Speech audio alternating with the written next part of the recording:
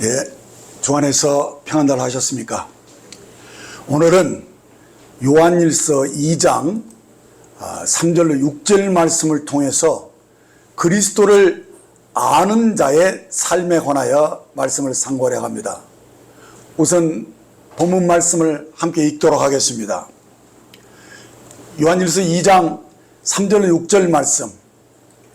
우리가 그의 계명을 지키면 이로써 우리가 그를 아는 줄로 알 것이요, 그를 아노라 하고 그의 계명을 지키지 아니하는 자는 거짓말하는 자요, 진리가 그 속에 있지 아니하되 누구든지 그의 말씀을 지키는 자는 하나님의 사랑이 참으로 그 속에서 온전하게 되었나니 이로써 우리가 그 안에 있는 줄을 아노라.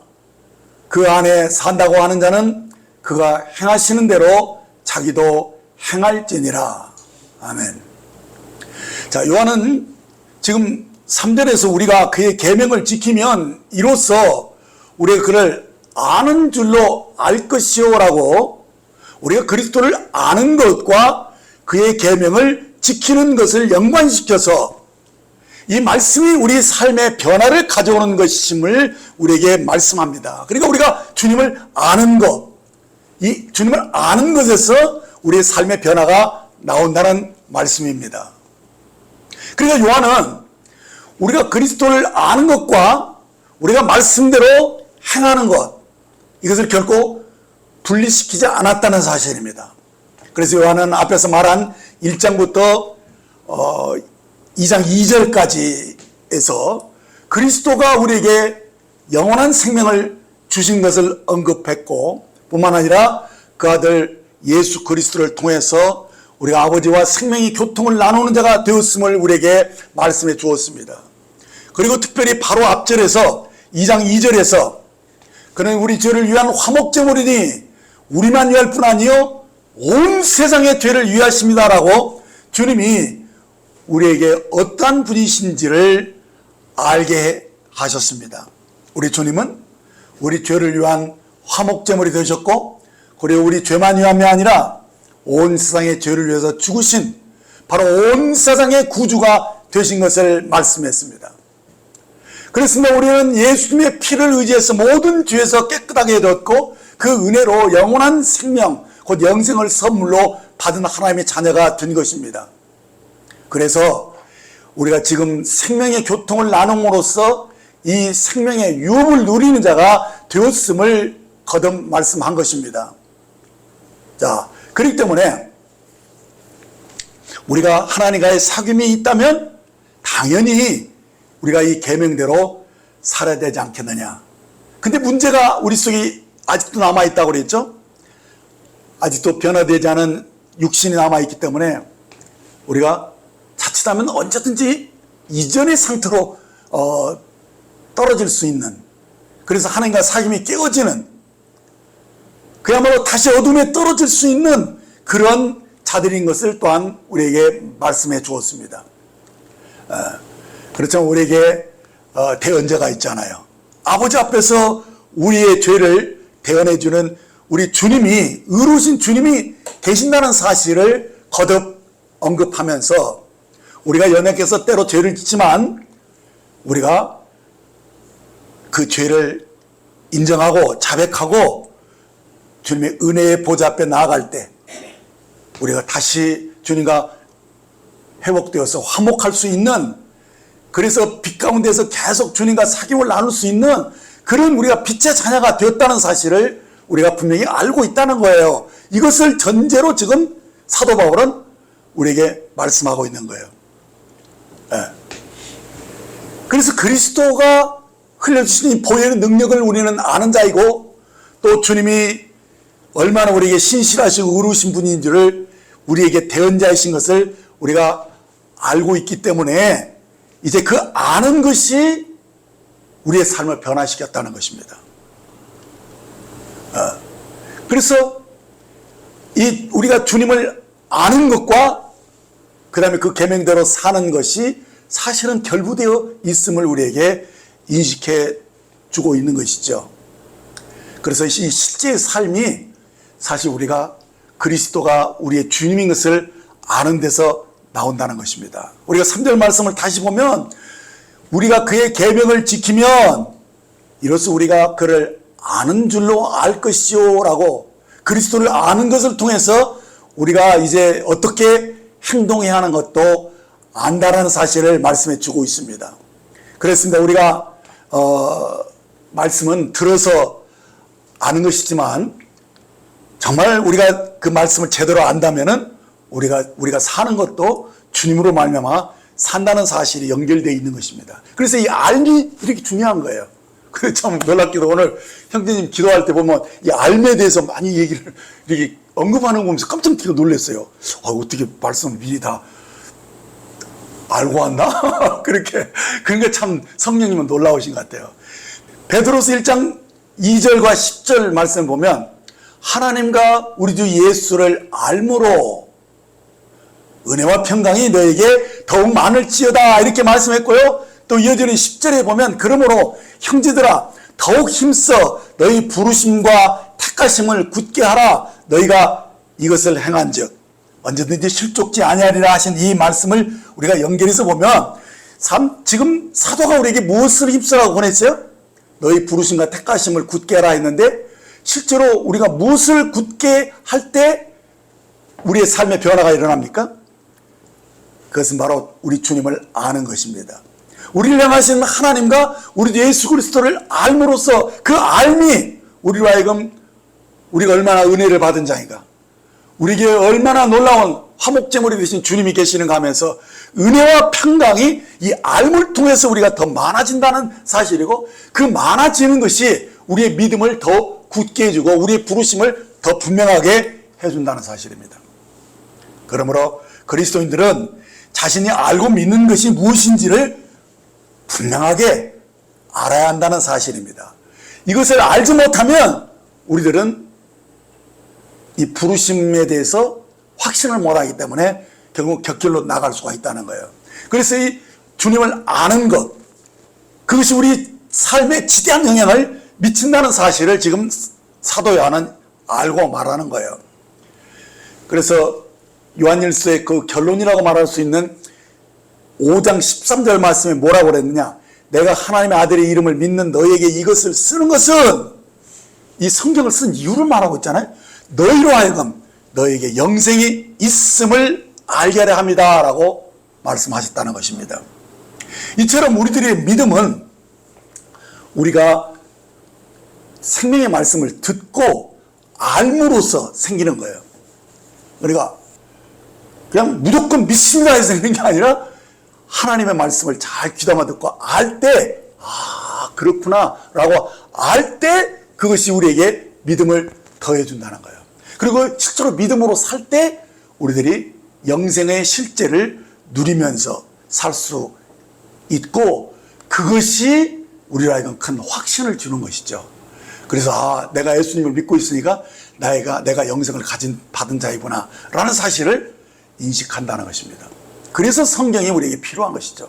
자, 그런데 안타깝게도 많은 이들이 이 생명의 말씀을 듣고 안다고 하긴 하는데 믿음을 하지 못함으로 말해서 아직 확신 가운데 거하지 못한다는 거예요. 이 확신 가운데 거하지 않았다는 것은 뭔가 요동한다는 것이고, 또 아직은 정확한 표대를 향해서 가는 방향이 딱 결정되지 않았다는 뜻이죠. 이 확신이 그렇게 중요한 거거든요.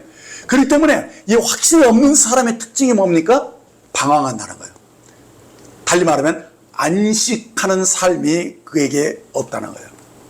히브리서 4장 2절을 보면 그들과 같이 우리도 복음 전함을 받은 자이나 들은 바 그 말씀이 그에게 유익되지 못한 것은 듣는 자가 믿음과 결부시키지 아니합니다 라고 말씀하고 있는 것입니다.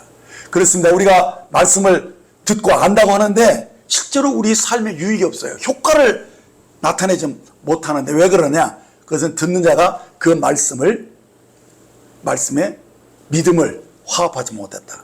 그래, 믿음으로 말씀을 실제로 받아들이지 않았기 때문이라는 사실을 우리에게 알려주고 있는 거예요. 지금 히브리 기자는 지금 뭘 비유로 말하고 있냐? 애굽에서 지금 이스라엘 백성들이 나왔어요. 그리고 어디를 향해 갑니까? 가나안 땅. 곧 안식의 땅을 향해서 나갔는데 문제는 뭐냐? 어려움들이 오니까 일단 막 눈앞에 먹고 사는 문제들이 부딪히잖아요. 목마르죠, 배고프죠, 막 이러니까. 그래서 주님이 어떤 그 믿음이 아직은 분명하지 않기 때문에 일단은 광야를 통과하는 그런 과정들을 꼭 겪거든요. 근데 이 광야에서 너무 힘드니까 이들이 막 어떻게 되느냐? 막 마음이 강팍해지는 거예요. 그래서 하나님의 말씀을 듣고 알기는 아는데 거기에 믿음을 화합지 않고 그냥 막 눈에 보이는 대로 막 힘들고 막 이렇게 막 불평하고 막 원망하고 이렇게 하면서 그만 믿음을 잃어버리는 거예요. 표태를 잃어버리니까 어떻게 됩니까? 그러니까 여러분들 아는 바대로 사막에서 분명한 이 방향 감각이 없으면 빙빙 돌거든요. 그래서 이 광야에서 무려 40년 동안 방황을 하는 것을 보지요. 그러면서 거기서 다 엎드려 죽는 모습을 보게 됩니다. 예. 그것이 우리들의 큰 교훈을 줍니다. 왜 사람들이 구원받고 예수 믿는다 하면서 교회 다니는데 왜 그들의 마음이 아직도 들레고 안식 가운데 있지 못하느냐?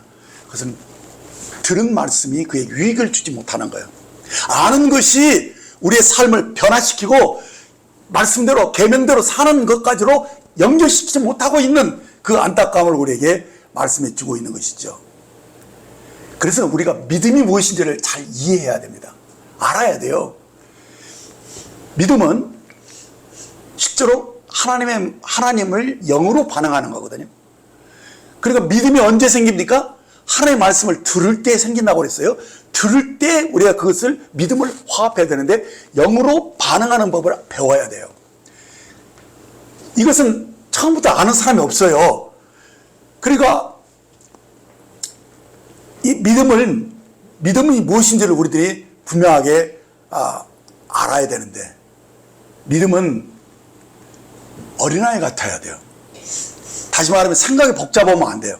그리고 자기 먼저 들은 어떤 선지식이나 이런 것들이 있으면은 그것으로 괜히 그냥 이렇게 제대로 받아들이지를 않는데 믿음은 일단 받아들이는 것을 얘기하는 거니 무엇으로 받아들이느냐? 혼의 지식으로 받아들이는 게 아니라 마음의 양심으로 받아들이는 거예요. 말씀을 그냥 액면 그대로 하나님이 하신 말씀이니까 하나님 말씀으로 싹 받아들이는 그것이 우리에게 믿음을 주는 건데 마치 씨앗이 땅에 이렇게 딱 떨어지면 거기서 뿌리를 내리고 그 싹이 나듯이 믿음이 그런 식으로 생명으로 역사해야 한다는 거예요. 그래서 우리가 믿음을 가지기 위해서는 무엇을 해야 되느냐? 로마서 10장 17절에 보니까 그러므로 믿음은 들음에서 나며 들음은 그리스도의 말씀으로 말미암느니라 이렇게 말씀해 줍니다. 그러니까 믿음을 가지려면 일단 하나님의 말씀을 잘 들어야 된다는 얘기예요. 근데 어떻게 듣는 것이 중요하느냐? 마치 씨앗이 땅에 떨어지듯이 하나님 말씀이 내 마음에 딱 들어와서 뿌리를 내리고 싹이 터서 이거 자라나는 그런 생명력 있는 믿음이 우리에게 시작돼야 된다는 거예요. 그렇기 때문에 믿음이 무엇인지를 여러분들이 정확하게 알고 믿음을 화합하려고 해야 되는데 히브리서 11장 1, 2절을 보면 믿음은 바라는 것들의 실상이요 보이지 않는 것들의 증거니 선진들이 이로써 증거를 얻었느니라고 말씀하고 있는 거예요. 예, 믿음은 눈에 보이지 않아요. 그렇지만 하나님이 말씀하셨기 때문에 거짓이 없는 하나님의 말씀하신 것이니까 이 말씀은 우리들이 신뢰할 수 있다라는 사실을 근거해서 영으로 아멘 하고 이 말씀을 그대로 될 줄로 믿습니다 라고 이렇게 믿음을 영으로 반응을 해야 돼요. 예. 그러면서 어디에 근거를 둬야 되냐? 말씀에 근거를 두는데 이것은 마치 우리가 밭이나 집 같은 걸 사고 살려고 할 때 무엇을 봅니까? 문서를 보잖아요. 그래서 문서를 보고 이거 몇 평짜리 이거 얼마고? 그래 분명하구나. 그러면서 문서를 보면서 매매를 하는 것처럼 하나님의 말씀을 딱 보고 이 말씀이 과연 그런가 하면서 아멘, 나는 이 말씀이 이대로 될 줄 믿어 하면서 결국은 인격적으로 하나님을 신뢰하는 데서 시작되는 거거든요. 믿음은. 자, 그래서 디모데후서 1장 12절을 보면 바울 사도는 이렇게 고백했어요. 이로 말미암아 내가 또 이 고난을 받되 부끄러워하지 아니함은 내가 믿는 자를 내가 알고 또 내가 의탁한 것을 그날까지 그가 능히 지키실 줄을 확신하미로다 라고 말씀한 것을 봅니다. 그러니까 성경 말씀을 그냥 지식으로 끝나는 게 아니에요. 그 성경 말씀하신 분의 인격을 신뢰하고 그 말씀을 통해서 내가 확신을 가지면서 그것이 삶에서 행함이 되어지는 거예요. 다시 말해 어려워도 그것을 막 믿으니까 이길 수 있는 거예요. 그러면서 막 인내할 수 있고 그 말씀대로 되리라고 하면서 막 주님을 붙잡는 그런 인격적인 관계가 형성되는 것이 진짜 믿음인 것이죠. 지식이 아니에요. 영으로 하나님을 하나님께 반응하는 것이죠. 그래서 하나님을 신뢰하니까 이 말씀을 믿으니까 어려워도 견디면서 끝까지 인내하면서 결국은 이 말씀대로 열매를 맺는 거거든요. 그것이 바로 믿음이라는 거예요. 그래서 요한은 오늘 본문에서 우리가 아는 것이 얼마나 중요한 것인가를 말씀하고 있는 거예요. 이 알을 강조하고 있는데 특별히 이 알을 두 가지. 오늘 이 두 가지 알미 이것을 여러분들이 알면 오늘 말씀 잘 듣는 거예요. 첫째는 주 예수 그리스도를 알아가는 것. 이게 굉장히 중요하다는 거예요. 알아가는 것. 또 하나는 우리가 주님을 아는 자들은 그 다음에 어떻게 어느 단계로 들어가냐? 그분 안에 있다는 것. 이것을 이 두 가지 알아가는 것과 알아가는 사람들은 주님 안에 이미 있다는 것. 이 두 가지를 정확하게 우리들이 파악하고 있어야 된다는 거예요. 자, 우선 3절 하반절에 보면은요. 이로써 우리가 저를 아는 줄로 알 것이요. 여기서 저는 주님이죠. 그러니까 그리스도를 아는 줄로 알 것이요. 이게 무슨 말이냐? 우리가 주님을 안다는 것은 그냥 무슨 지식적으로 성경에 있는 예를 들어서 주님이 베들레헴에서 태어났다는 또 예수님이 가나안에서 물로 포도주를 만들었다 이렇게 만드시고 이렇게 누구 소경을 고치시고 이런 거 우리 다 알죠. 들어서 알아요. 근데 그런 것들이 우리에게 혹시 믿음을 주면은 그 암도 쓸모가 있지만은 그냥 지식적으로 그냥 성경을 그냥 알면은 아는데 주님에 대한 믿음이 그를 자라나게 한 믿음이 아니라면 그 지식은 별로 유익하지 않다는 거예요. 예. 그래서 여기서 말하는 이 알미라는 것은 뭐냐면은 주님과의 사귐 속에서 그분을 알아가는데 그 알미 내 믿음을 자꾸 자라나게 해주는 거예요. 그러니까 더 신뢰를 더 굳게 해줄 수 있는 그 알을 우리들이 계속 가져야 된다. 근데 이 알은 무엇으로 만나느냐? 계속 주님과의 사귐 속에서 알아간다는 거예요. 이 사귐이라는 게 그렇게 중요하다는 거예요. 그래서 구원받으면 주님과의 생명의 교통이 있고 그 사귐 속에서 우리는 주님을 점점 알아가면서 우리 믿음이 자라난다. 이 사실을 여러분들이 깊이 인식을 해야 된다는 거예요. 그래서 그냥 왔다 갔다 하는 것이 중요한 게 아니에요. 말씀을 많이 아는 게 중요한 게 아니라 그 알미 내 믿음을 주님과 연결시켜줘야 된다는 거예요. 예. 그래서 그리스도에 대한 인격적인 신뢰가 점점점 자라나야 하는 것을 말씀하는 것이죠. 그래서 아무리 강조해도 부족함이 없는 것은 뭐냐면 정말 거듭났습니까? 참으로 주님이 당신의 죄를 다 지고 가시고 부활하신 그분이 여러분 안에 주인으로 오셨습니까? 이건 개인적으로 주님을 알고 믿어가지고 그가 구원받는 경험을 한 것이잖아요. 거기서부터 우리 신앙생활에 출발된다는 거예요. 그것이 없으면은 아무리 홈런을 까도 인류를 밟지 않으면 아웃이잖아요. 그 마찬가지예요. 그래서 개인의 구주로 알고 주님과의 계속적인 그 사귐 속에서 그 관계 속에서 주님을 알아가는 것, 이것이 얼마나 우리에게 중요하냐. 그래야지만이 그런 사람들의 특징은 뭐냐면 계명을 지키는 자로 나타난다는 거예요. 네. 그것이 첫 번째 알미고요. 그렇게 계명을 제대로 지키는 사람이라면 이 사람은 주님 안에 있는 사람이다. 다시 말해 주님과 연합된 삶을 사는 것이다. 해서 이 믿음이 결국은 우리에게 연합된 삶으로 이끌어가는 이 사실을 여러분들이 정확하게 파악하고 있어야지, 이것이 제대로 안 된 사람은 신앙생활을 사실은 헛다리 짓게 되는 거예요. 헛다리 짓게. 교회 많이 다니고 성경도 많이 하는데 믿음 생활과는 아무런 관계가 없게 돼버려요. 네. 그래서 여기서 지금 요한이 지금 말하고자 하는 것이 바로 뭐냐는 거예요. 네. 오늘날처럼 이 성경에 관한 지식도 많이 알고 또 여러 가지 또 뭐 정보들이 참 많아요. 그런데요, 홍수 속에서는 먹을 물이 없잖아요. 그렇죠? 그러니까 홍수처럼 많은 지식과 정보들을 가지고 있어도 그것이 내가 실제로 먹는, 그래서 그 믿음을 일으켜주는 말씀이 아니면 그것은 소용이 없다. 그 사실을 여러분들이 정확하게 파악을 해야 돼요.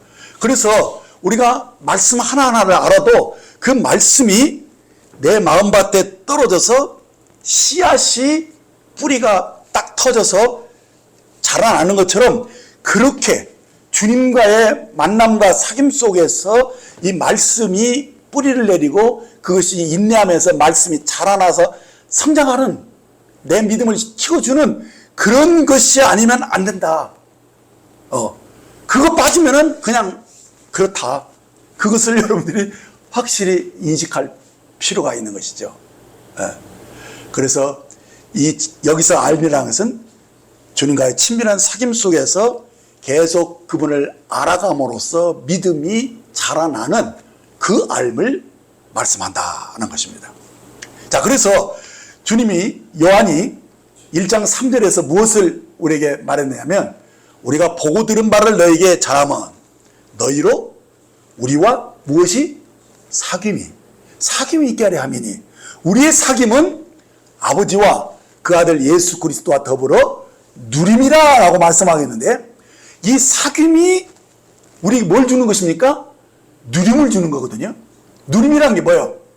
배부르게 먹고 아주 기분 좋아가지고 우리가 건강해지는 것을 누림이라고 할 수 있어요. 쉽게 말하면은.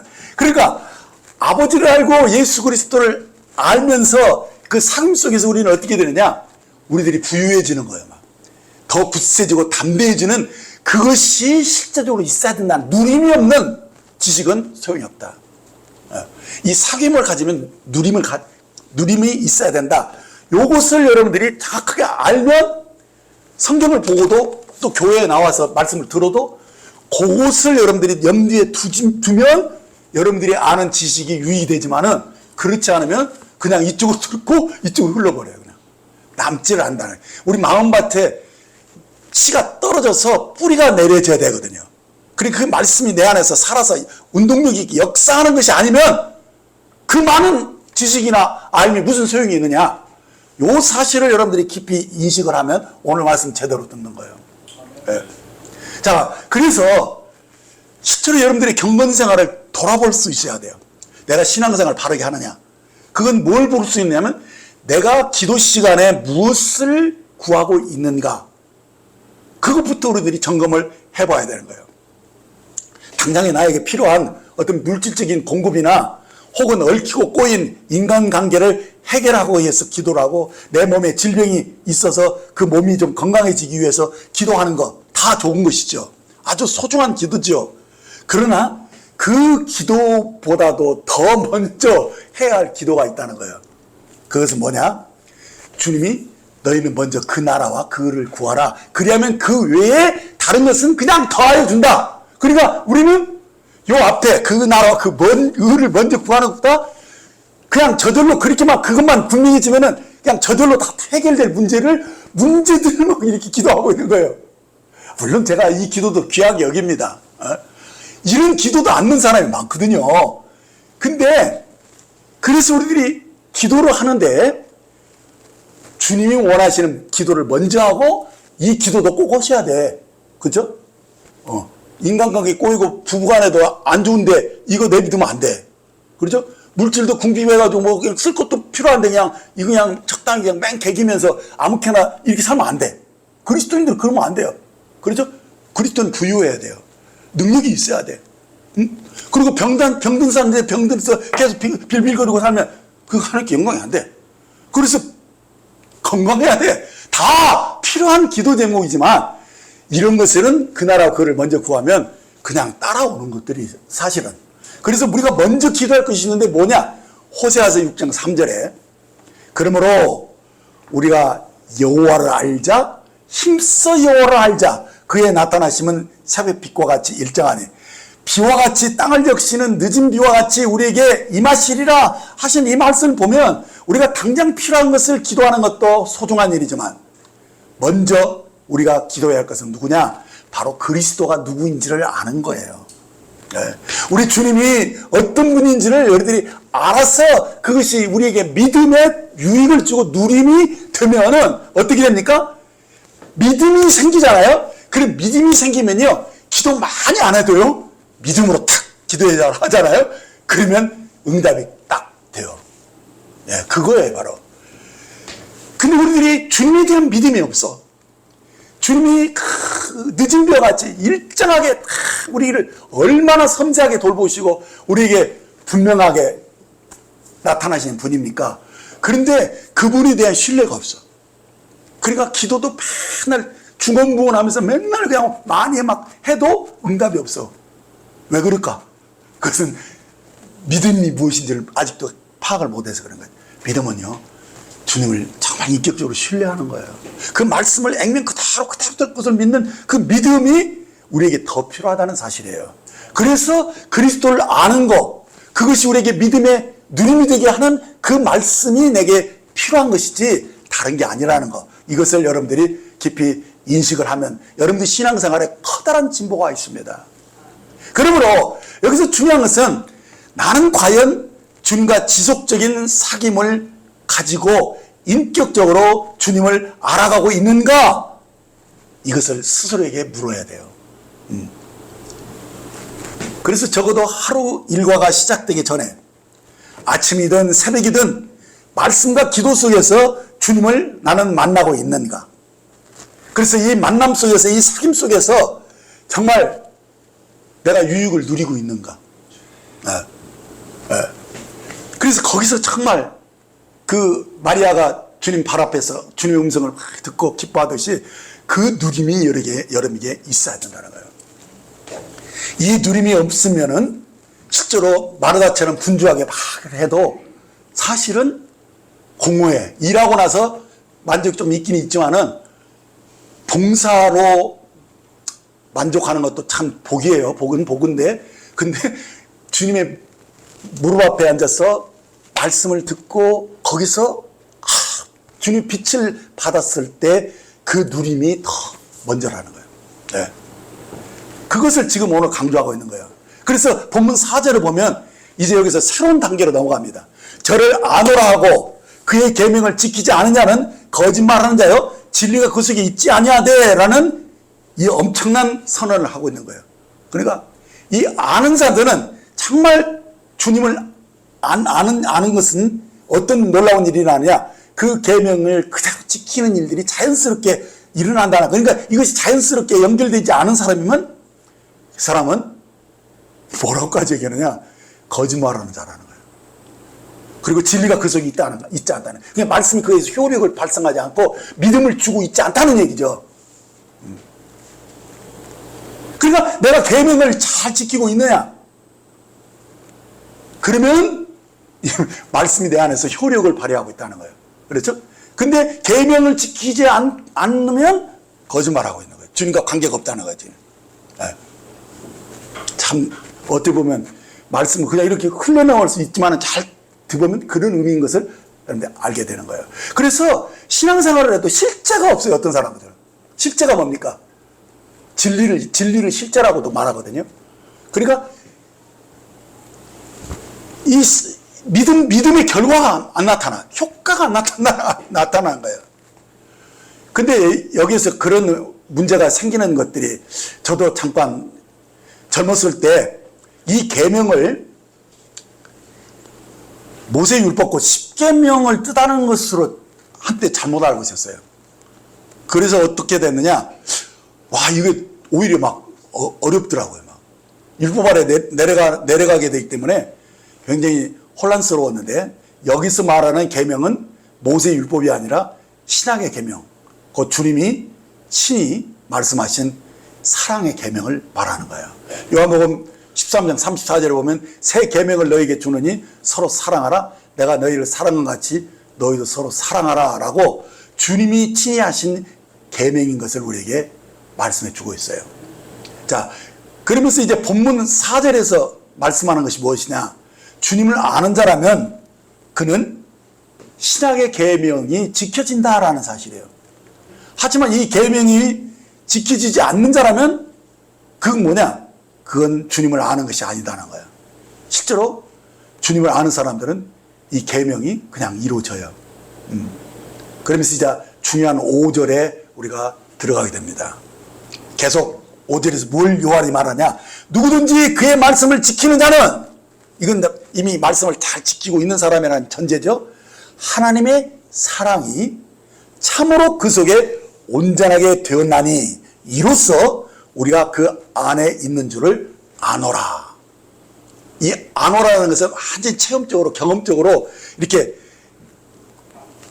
이 사랑이 내 안에서 온전히 되어지는 그것을 본 사람이 내가 주님 안에 있는 줄을 안다라는 거예요. 결과가 그렇게 되어진 것이죠. 자, 그래서 여기서 그의 말씀을 지킨다 할 때 이 계명이 말씀으로 바뀐 것에 불과해요. 그래서 여기서 3절 4절에 있는 계명이 5절에서는 말씀으로 이렇게 바뀌어서 있는데, 그것은 계명이 말씀 안에 다 포함되어 있기 때문에 같은 말이에요.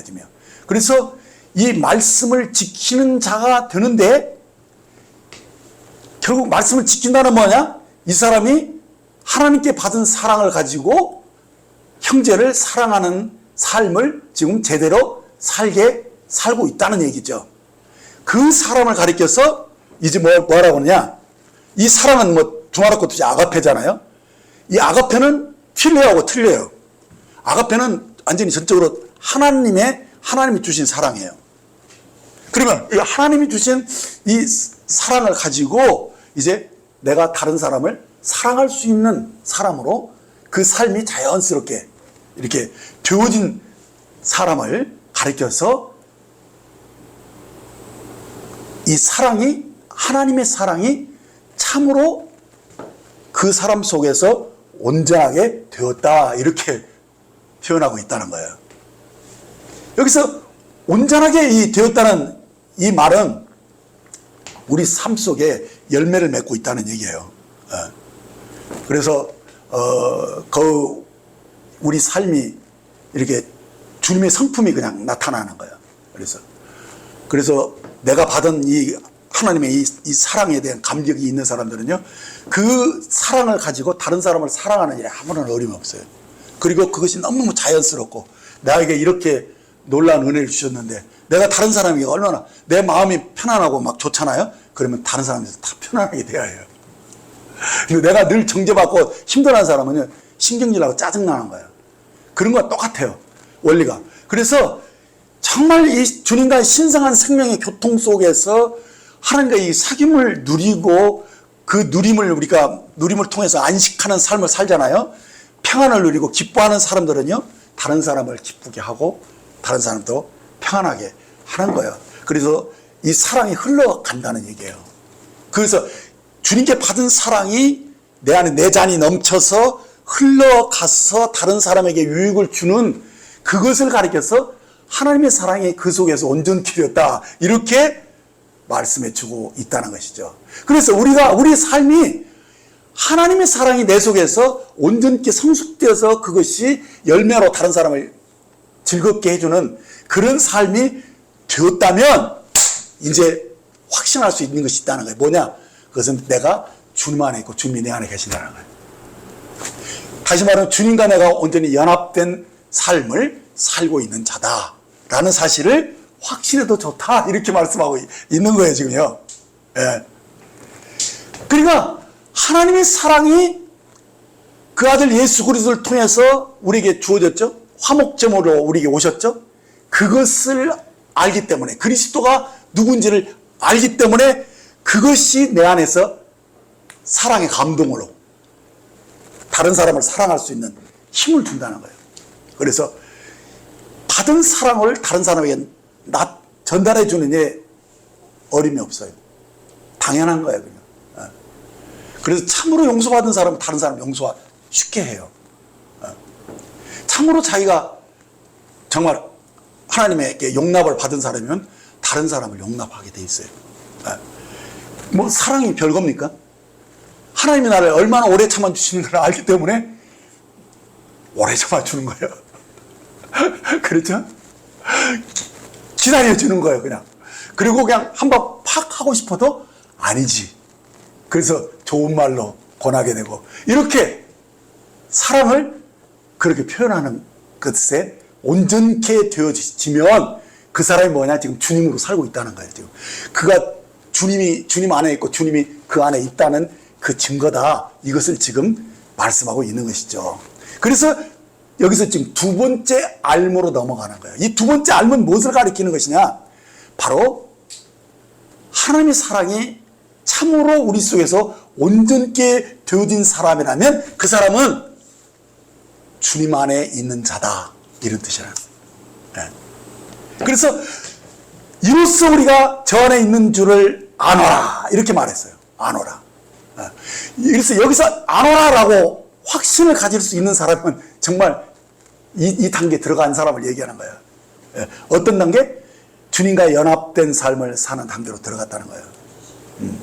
그래서 요한이 우리에게 알게 하고자 하는 것은 첫째로 우리가 그리스도가 누구인지를 아는 것에 대해 말했고, 이제 여기서 한 발자국 더 나가서 우리가 전에 있는 줄을 아는 자다라고 말씀하고 있는데, 이것은 연합의 비밀을 말씀하는 거예요. 그래서 전에 있다는 말은 참 매우 강한 표현이죠.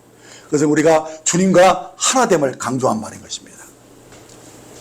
이것은 아까도 말했지만 사귐 속에서, 그 관계 속에서 그분과 하나 되어 있을 때 그렇게 이 사랑이 온전케 되어지는 거예요. 그래서 이 연합의 비밀들을 우리가 삶 속에서 체험하기 시작하는 거예요. 그래서요, 만일 여러분들이 저에게 신약 성경에서 우리에게 가장 중요한 진리가 있다면 그게 무엇입니까? 라고 묻는다면요, 저는 망설이지 않고 그리스도 안에 있는 것입니다. 이렇게 얘기하는, 그만큼 중요해요. 그래서 사도 바울의 글이나 요한의 글이나 전부 다 그리스도 안에 그 말 무지하게 많이 나옵니다. 그만큼 그게 중요한 진리예요. 그러니까 이 그리스도 안에 있다는 이 진리처럼 중요한 진리는 거의 없다시피 해요. 그래서 그 유명한 구절 고린도서 5장 17절 같이 한번 외우고 시작. 그런즉 누구든지 그리스도 안에 있으면 새로운 피조물이라 이전 것은 지나갔으니 보라 새 것이 되었도다. 누구든지 그리스도 안에 있으면, 사도 바울의 이 서신은 언제나 그리스도 안에 있는 거, 믿는 사람을 그리스도 안에 있는 자로 그냥 여기고 있는 것을 보게 돼요. 그래서 이 말은 우리가 믿음으로 그리스도 안에 들어간 모습이에요, 이게. 그리고 그리스도가 또 내 안에 계신 것, 생명 주는 영으로 나에게 오셔서 내가 주님과 딱 이렇게 연합되어 있는. 그래서 이 표시로 무엇을 받습니까? 침례를 받는 거 아니에요? 여기 그림 보면 침례식이 그 그림을 보죠? 침례는 우리가 그리스도와 하나로 연합되었다는 것을 모든 사람들에 보이는 거예요. 그래서 하나로 연합되었기 때문에 함께 죽고 함께 장사 지내는 그것이 이 침례식에서 나타나는 거예요. 그래서 우리 옛사람이 정말 물속에 푹 들어갈 때 내가 자기를 죽은 사람이기 때문에 수장하는 거예요. 그리고 거기서 딱 건져낼 때 그것은 내가 주님의 부활에 동참한 자라는 것을 보여주는 것이죠. 그리고 이것이 뭐냐? 영적인 결혼식이에요, 사실은. 그래서 내가 그리스도와 한 몸이 된 것을 모든 사람들에게 선포하고 있는 모습이죠. 그래서 이 결혼만큼 우리에게 연합의 진리를 잘 나타내주는 비유는 없다고 봅니다. 두 사람이 한 몸이 되었어요. 그래서 한평생을 함께 살아가는 가족 공동체가 된 거예요. 그게 뭐냐? 연합의 진리를 잘 보여준 것이라는 거예요. 주님은 포도나무 비유해서 요한복음 15장 5절에서 나는 포도나무에 너희는 가지니 저가 내 안에 저 안에 있으면 이 사람은 과실을 많이 맺나니 나를 떠나서는 너희가 아무것도 할 수 없습니다 라신 이 비유에서 우리가 포도나무의 가지라는 사실을 우리 인식시켜 주는데, 가지가 포도나무의 그냥 일부잖아요. 그러니까 이 가지가 붙어 있기만 하면 포도나무에서 오는 모든 진액과 모든 공급이 그냥 같이 공유하게 되는 것이죠. 그러니까 이것은 주님과 우리들이 한 몸이 돼서 유기적인 연합을 보여주고 있는 놀라운 비유라는 거예요. 자, 고린도서 12장 27절에 뭐라고 그래요? 너희는 그리스도의 몸이요 지체의 각 부분이라. 이렇게 주님이 우리와 함께 한 몸이 되었음을 말씀해 주는 거예요.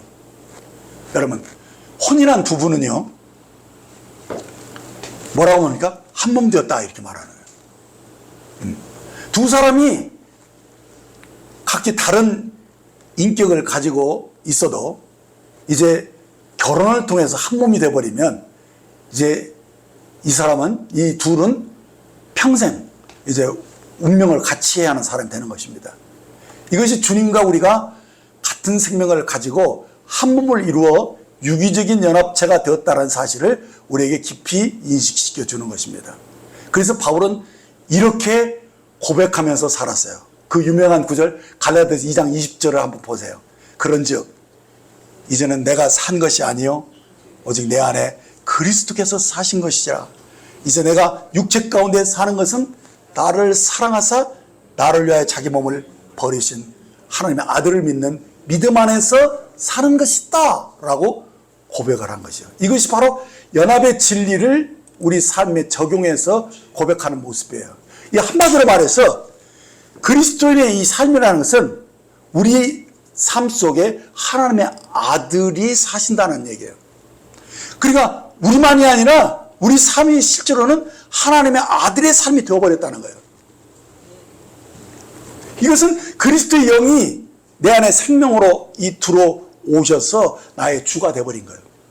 그래서 이 연합의 비밀은 다른 게 아니에요. 주님이 내 안에서 사신다는 거예요. 주인으로 그것도. 그렇기 때문에 이제는 내가 내 마음대로 못 살아. 이제는 내 안에 오신 주님이 원하는 대로 그의 지시대로 살아야 되는 거. 믿음으로 살아야 돼. 그러니까 우리들이 이제 뭐냐?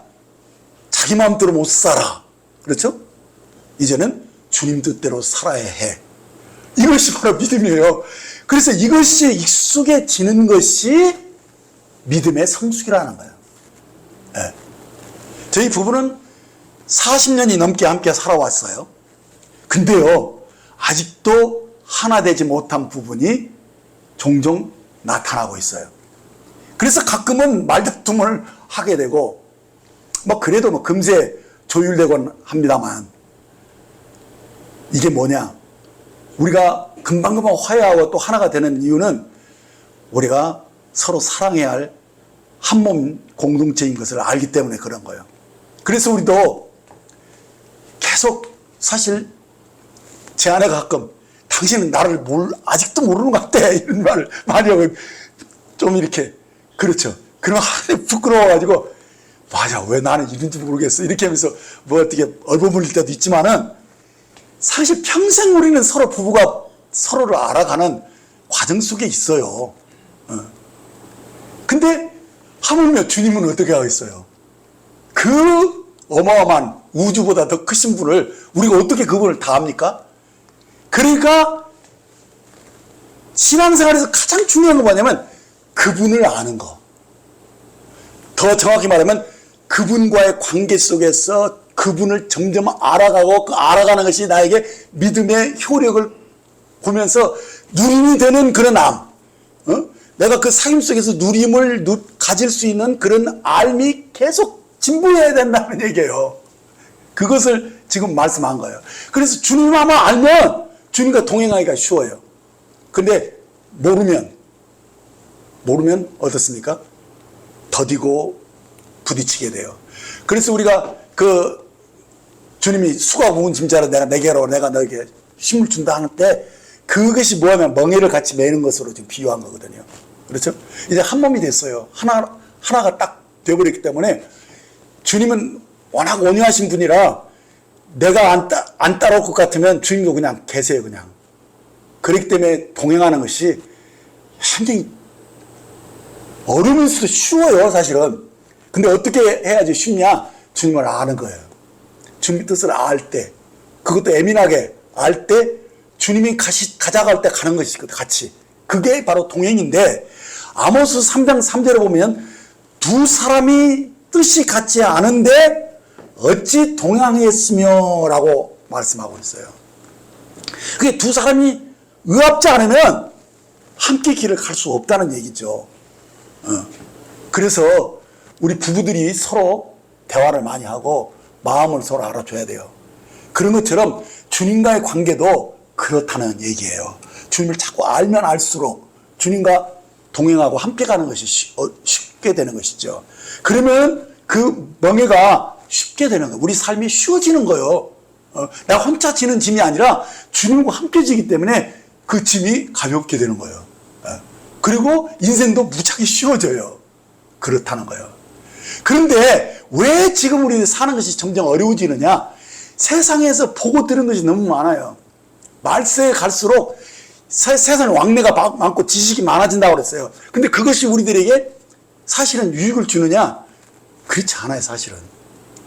많은 지식을 왜 막 모르고 그러면 굉장히 내가 뒤떨어진 사람처럼 막 그렇게 하는데 이 세상이 우리를 참 혼란스럽게 만드는 거거든요.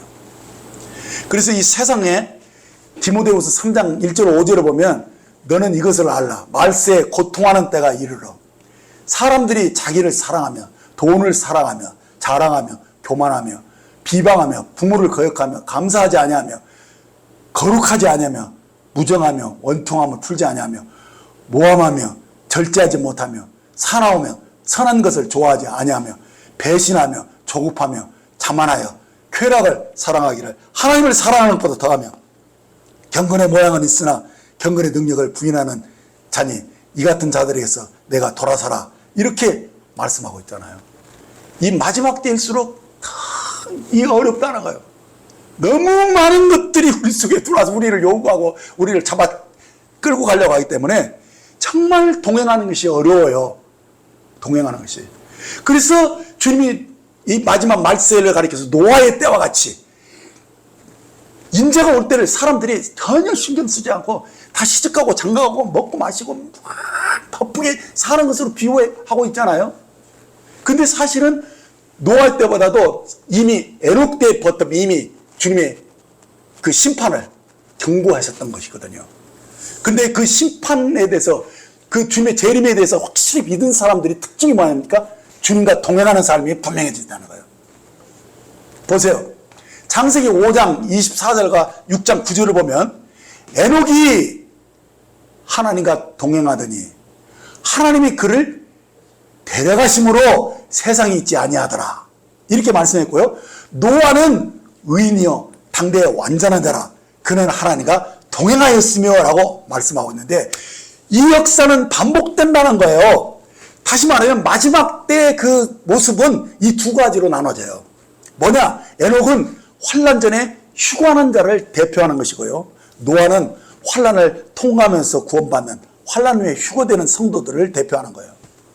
그래서 이 둘은 말세를 만난 성도들이 어떻게 살아가는가를 보여준 사례라는 것입니다. 그래서 이 둘 중에 특징이 뭐냐면 모두가 하나님과 동행하는 그런 경건한 삶을 살았다는 거예요. 세상은 너무너무 혼란스럽습니다. 너무 많은 것을 요구합니다. 그런데 마지막을 준비하는 사람은 주님의 음성을 귀를 기울이고 그분이 무엇을 원하는지를 알아서 그분과 함께 동행한다는 거예요. 이제 오늘 말씀을 마치려고 합니다. 요한이 우리에게 알게 하려고 애쓴 진리는 무엇이냐? 두 가지라고 그랬죠? 곧 사귐을 통해서 계속 주님의 어떤 문제를 알아가는 것, 이것이 굉장히 중요하다. 이 사실을 우리에게 말씀했고요. 그리고 또 하나는 뭐냐? 그렇게 주님을 아는 사람들은 계명을 지키는데 곧 서로 사랑하는 삶을 살게 되는 건데, 이 사랑이, 하나님의 사랑이 너희 안에서 온전케 되어진다면, 그런다면 그 사람은 주님이 너희 안에 있고 너가 주님 안에 있는 것이다. 이 사실, 연합의 진리를 분명히 아는 자다. 이렇게 말씀하고 있다는 거예요. 그것이 오늘 말씀의 이 줄기예요. 자, 그래서 이 둘을 우리들이 이처럼 중요한 이 알미 없어요. 정말 이것은 정말 그냥 듣고 알아서 잊어버릴 그런 수준의 것이 아니에요. 이것만큼 중요한 알미 없다는 거예요. 이것을 모르면 신앙생활을 헛다리 짚는 거예요. 그래서 계속 주님과의 삶 속에서 주님을 알아가는 것과 내가 주님과 연합된 사람이라는 것을, 자신을 아는 정체성을 아는 것, 이것은 늘 새로워야 돼요. 늘. 헛것이 되면 안 돼요.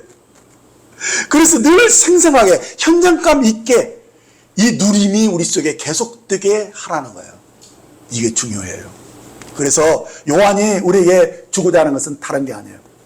바로 이 생생한 알미, 이 사귐 속에서 정말 주님을 알고 주님을 누리고 또 진짜로 주님이 원하는 대로 다른 사람을 사랑하고 복음을 전하고 영혼들을 얻고 그들을 돌봐주고 이렇게 하는 그 삶이 우리들에게 얼마나 기쁨이 되느냐, 우리가 얼마나 이것이 풍요로운 삶이냐, 이것을 계속 상기시켜주고 있다는 사실이에요. 그래서 본문 5절에 누구든지 그 말씀을 지키는 자는 하나님의 사랑이 참으로 그 속에서 온전하게 되었나니 이로써 우리가 그 안에 있는 줄을 아노라. 이렇게 말씀했습니다. 예, 그거예요. 우리 속에서 하나님의 사랑이 온전케 되어진 것, 이 삶을 늘 여러분들이 주의해야 된다는 거예요. 그것이 막혀버리고 그것이 제대로 안 되면, 주님과의 사귐이 희미해지면, 거기서 누림이 없는, 영양가 없는 삶을 살면 다른 것에 너무 바쁘게 살면서 막 이것저것 하다가 그렇게 하면서 많은 것을 아는 것 같은데 아무런 정말 변화도 없고 그냥 그렇게 한다면 그 사람은 주님과 동행한 사람이 아니라는 거예요.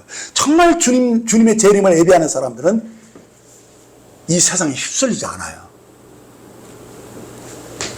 정말 에녹처럼 주님과 동행하기 때문에 주님이 에녹을 아무도 모르는 사이에 데려가셨어요. 그게 환난 전 휴거예요. 그건 비밀에 속한 거예요. 그게 많지 않을 것 같아요, 세상 사람들 보니까. 근데 노아의 때처럼 그냥 난리 나요. 막 홍수가 나서 사람들이 막 죽는 데까지도 모르는 그런 때가 지금 곧 오고 있는 것 같아요.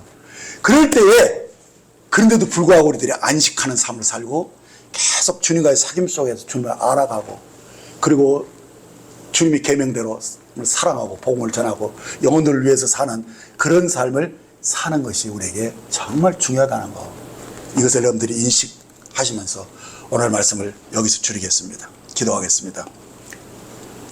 사랑하는 아버지 하나님, 저에게 베푸신 사랑과 은혜를 감사드립니다. 저희를 주님을 아는 자로 삼아주시고 주의 계명대로 서로 사랑하는 자가 되게 하심을 진심으로 감사드립니다. 무엇보다도 주님이 우리의 화목제물이 되어주심으로 우리에게 베푼 이 사랑을 알게 하실 뿐만 아니라 이 큰 사랑을 받은 자로서 이제 다른 사람을 사랑하고 다른 사람을 돕는 자로 저희들이 세워주신 것을 감사드립니다.